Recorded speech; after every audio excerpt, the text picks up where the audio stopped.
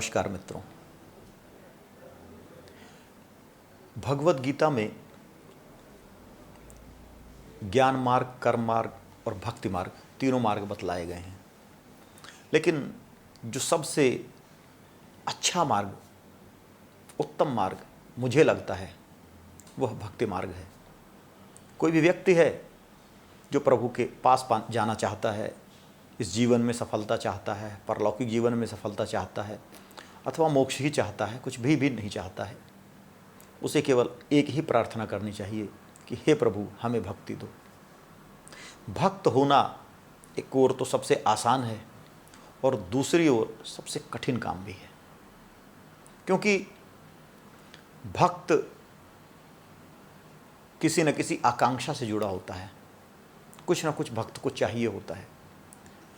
जब आप किसी आकांक्षा से जुड़े हो, कुछ आपको चाहिए, वह भक्ति नहीं है, वह प्रेम नहीं है। भक्ति प्रेम का विराट स्वरूप है और प्रेम बदले में कुछ नहीं चाहता। भक्ति बदले में कुछ नहीं चाहती। असली भक्ति वही है जो बदले में कुछ न चाहे। अगर आपने कुछ बदले में मांग लिया तो वो सौदा हो गया, वो भक्ति नहीं हुई।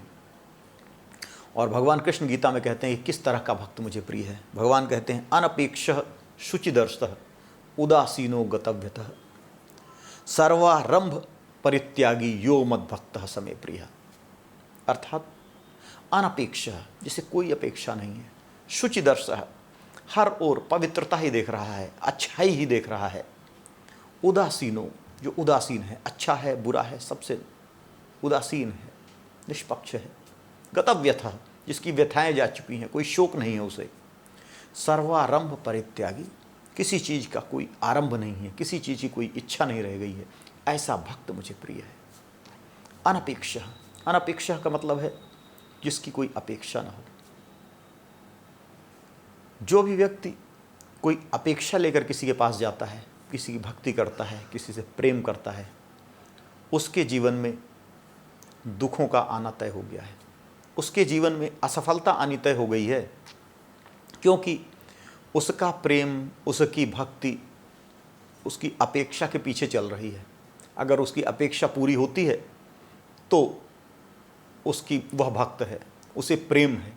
उसे प्रेम वास्तव में नहीं है, क्योंकि उसे प्रेम अपनी अपेक्षा से है और वह अपेक्षा को पूरी करने के लिए प्रेम कर रहा है, अपेक्षा पूरी होने के लिए वह भक्ति कर रहा है।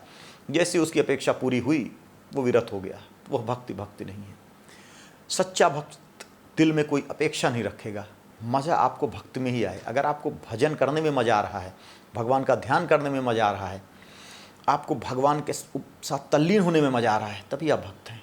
आपको किसी चीज़ के लिए भगवान के पास जा रहे हैं और उस चीज़ के चाह रहे हैं, वह सफलता चाह रहे हैं और उसके लिए प्रेम कर रहे हैं, उसके लिए भक्ति कर रहे हैं, उसके लिए चढ़ावा चढ़ा रहे हैं या उसके लिए भजन गा रहे हैं, तब आप प्रभु के आनंद को प्राप्त नहीं हो सकते।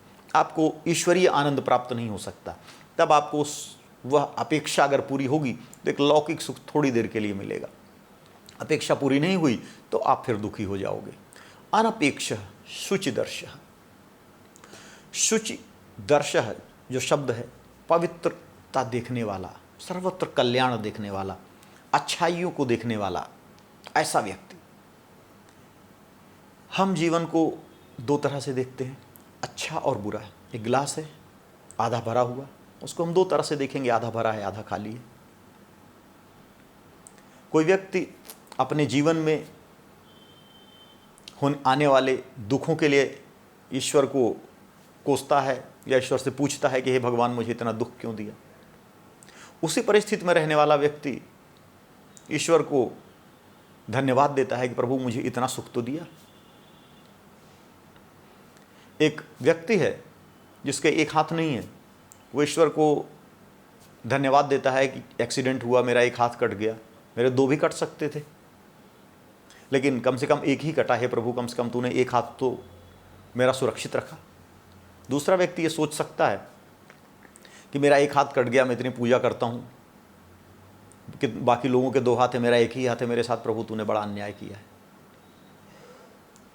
एक बड़ा प्रसिद्ध टेनिस प्लेयर था, विश्व में नंबर 1 रैंकिंग थी, उसको कैंसर हो गया। तो एक रिपोर्टर ने पूछा कि आपने ईश्वर से पूछा नहीं कि मुझे ही क्यों कैंसर हुआ, मैं इतनी मेहनत करता हूँ, इतना काम दौड़ भाग करता हूँ, मैं डेडिकेटेड हूँ, मैं हमेशा अच्छे रास्ते पर चलता हूँ। तो उस टेनिस प्लेयर ने कहा कि आज तक जब ईश्वर ने मुझे सफलताएं दी, बिल्कुल गरीबी से उठाकर मुझे विश्व का नंबर 1 प्लेयर बना दिया, तब मैंने ईश्वर से ये नहीं पूछा कि मैं ही क्यों, मुझे ही क्यों बनाया, इतने सारे खेलने वाले लोग हैं, इतने सारे प्रैक्टिस करने वाले लोग हैं, और आज मुझे एक बीमारी हो गई तो मैं ईश्वर को दोष दे दूँ उस चीज़ का। यह जीवन को देखने के ढंग हैं, जीवन को जीने के ढंग हैं। जिस ढंग को आप लेकर चलेंगे वैसे ही परिणाम आपको प्राप्त होंगे। जो चीज़ें आप देखोगे, जिसके अनुसार आप आचरण करोगे, परिणाम भी उसी तरह से आपको मिलेंगे। तो अगर आपने जीवन में शुचि देखनी चालू की, पवित्रता देखनी चालू की, सकारात्मकता देखनी चालू की, तब आप प्रभु के कृपा के अधिकारी हैं। ऐसा भक्त भगवान को प्रिय है, जो पवित्रता ही देखता है, जो सामर्थ्य देखता है ईश्वर की, जो अपने हर कार्य, अपने साथ होने वाले हर व्यवहार के लिए ईश्वर को धन्यवाद देता है कि हे प्रभु, तूने यही किया, इतना मुझे दिया, जो दिया उसके लिए धन्यवाद। अगर मुझे कुछ नहीं मिला तो इस बात का भी धन्यवाद कि उसमें भी कुछ भलाई होने वाली है। एक YouTube पे मैं कहानी देख रहा था कि जब टाइटैनिक शिप चलने वाला था तो एक दंपति था, उसने अपने पूरी ज़िंदगी की कमाई टाइटैनिक का टिकट बुक कराने में लगा दी। पति पत्नी और बच्चे थे। वो टाइटैनिक जिस दिन जाने वाला था, एक दिन पहले उसके छोटे बच्चे को उसके पालतू कुत्ते ने काट लिया। बीवी ने कहा कि भाई घायल हो गया है बच्चा, मैं तो छोड़ के जा नहीं सकती, आप बाकी 2 बच्चों के साथ आप चले जाओ। बड़ा असमंजस में रहा, क्योंकि पूरा पैसा लगा दिया था, नॉन रिफंडेबल था। तो सोचता रहा क्या करूं क्या ना करूं। देखा बच्चे की तबीयत ज़्यादा ख़राब है, उसने न जाने का मन बनाया और बेचारा बड़ा दुखी रहा, रोता गाता रहा, भगवान को कोसता रहा कि यार इतने ज़िंदगी में पैसे बचाए थे, इतनी बड़ी ट्रिप थी, मैंने सोचा था। और जैसे ही 3-4 दिन के बाद टाइटैनिक के डूबने की खबर आई, वो भगवान को धन्यवाद देने लगा कि हे प्रभु, तूने बहुत बढ़िया किया, इतना अच्छा किया, इतनी कुत्ते ने काट लिया, उस कुत्ते को भी बड़ा प्रेम किया, इस कुत्ते ने काट लिया, मैं नहीं गया, मेरी ज़िंदगी बचा ली। ये जीवन को देखने के ढंग है। जिस चीज़ को हम समस्या समझते हैं, कभी कभी वही समाधान होता है। भगवान कह रहे हैं कि अगर सच्चा भक्त बनना है, प्रभु के रास्ते में आगे बढ़ना है, जीवन में खुश रहना है, तो अनपेक्षः शुचिदर्शः, जीवन को पवित्रता से देखो, जीवन को जीने के ढंग में सकारात्मकता लाओ। जो प्रभु ने दिया है उसके लिए प्रभु का धन्यवाद दो आप। उदासीनो कर्तव्यतः, तीसरा शब्द है उदासीन।